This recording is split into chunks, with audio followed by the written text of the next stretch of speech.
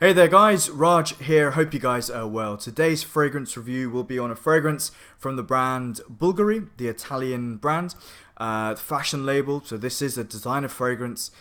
This is a fragrance that I've spoken about a couple of times, or mentioned, when I've done Scent of the Day videos, but actually have never done a full review, so now is the time. This one is called Man in Black. The version that I'm going to show you, the bottle in the box, is actually a 2015 limited edition. It was created in collaboration with the New Zealand rugby team, and that is something that I think Bvlgari have done a couple of times. They've got a few limited edition versions of this fragrance, I believe. I can't remember what exactly they are, but yeah. So, getting into the box of this one, if you've seen this fragrance, the Man in Black version, you'll recognize the colors. It looks pretty similar. This is actually an eau de parfum intense, so I think they're trying to tell you that it's very, very strong, and it is. It definitely is a strong fragrance. As you can see here, there's a pattern going around the bottle and the box. It's really cool. I really like what they've done here, and this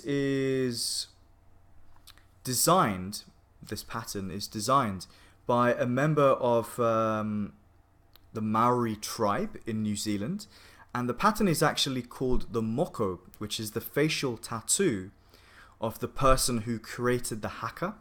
Now the haka is actually like this intimidating ritual. It's like a dance that the New Zealand rugby team do before a game, and a few other countries actually have their own version, but I always associate it with New Zealand, and I think it originated from there. I don't watch rugby, I don't know. But yeah, so it's a strong dance, and this is a strong masculine fragrance. It's a designer fragrance that has mass appeal, but it has very unique notes. It's quite distinctive in the world of designer fragrances. And Bvlgari as a whole, as a brand, for the fragrances, I mean, is worth checking out. I think they have some good variety in there. I think there's some good quality, and I think there'll be something for everyone. Price wise, 100 ml sells for £80. Shop around though, you never know what you might find. Notes for this one, well, it comes out swinging, this fragrance, it really does. In the opening, they say on the Bvlgari website, it has vibrant spicy tobacco, ambery rum in the top. In the heart notes, there's tuberose and iris absolute and leather accord. And in the base, there's benzoin, tonka bean and guaiac wood. So you've got some sweet notes, some rum, some benzoin, some tonka bean, smokier elements, leather, maybe some of the guaiac wood giving a woody feel, and some heady florals in there as well. So quite a mix, and it definitely comes through in the fragrance, which I'll go through in a second. Performance wise, pretty good, almost all day performance. The opening couple of hours are quite noticeable. It does sort of die off and become closer to the skin, and it's at times I've picked it up towards the end of the day, but it's not a loud fragrance. I think you're going to get 4 to 5 hours of really good performance, and then a few hours on top of that. I've worn this to work a few times, but in a more reserved way.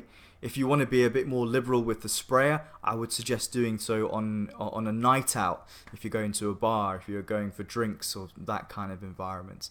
It has a very rugged and masculine appeal, but it also has some classy elements to it as well. And I feel it is a fragrance that should be worn, or I'd recommend you should wear it in cooler, colder weather. In the opening, I've just done a fresh spray actually to just remind myself, and it really does come out with a punchy, sweet, smoky leather. There is this spiced rum, kind of like a Captain Morgan kind of rum.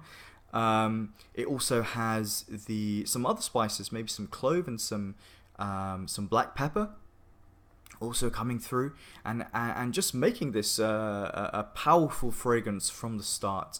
It's a fragrance that definitely gets compliments on my skin and has that mass appeal, but you're going to stand out. You're not going to smell like Sauvage and Versace Eros. Those are the kind of dominant styles of fragrance in men's designer fragrances, but not this one. You know, if this was in a niche brand and it was sold for double the price, I think a lot of people would still buy it. So yeah, you get those opening notes, and you also later on you get the woodier elements coming through. The Guaiac has a dry feel to it, but also because you've got the rum, and also potentially from the florals adding a slightly sweet, what's the word? Almost slightly sweet, but also kind of slightly waxy element to it. You've actually got a kind of all different kinds of aromas going on, and it doesn't become too dry, too sweet, too smoky. It's quite balanced, actually. It kind of feels like the inside of a leather wallet, which has maybe been dipped in rum, and that kind of is the how the dry down sort of goes along. You get that in the opening, but it becomes slightly smoother as the fragrance goes on. I really, really like the progression of this fragrance, but it doesn't divert or divulge. No, diverts. It doesn't change too much from the opening. Some of the themes that you'll find in the opening are there in the base as well, but in a more smoother, rounded kind of feel. It's a really good fragrance. I get the image of a guy with a leather jacket with a dark denim and boots standing at the bar, drinking a whiskey, drinking a rum.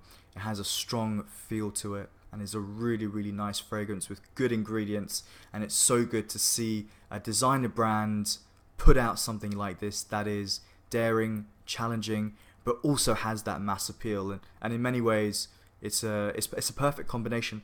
Ratings for this fragrance, 9 out of 10. Definitely deserves it. A great fragrance in my collection. Very happy to have it. Guys, what do you think about this fragrance? Do you like it? There are other limited edition versions of this one. There's also now a permanent flanker called Black Orient, which I've tried, which is interesting. I mean, they all ultimately smell like the original Man in Black. They all have that similar feel. Let me know your thoughts.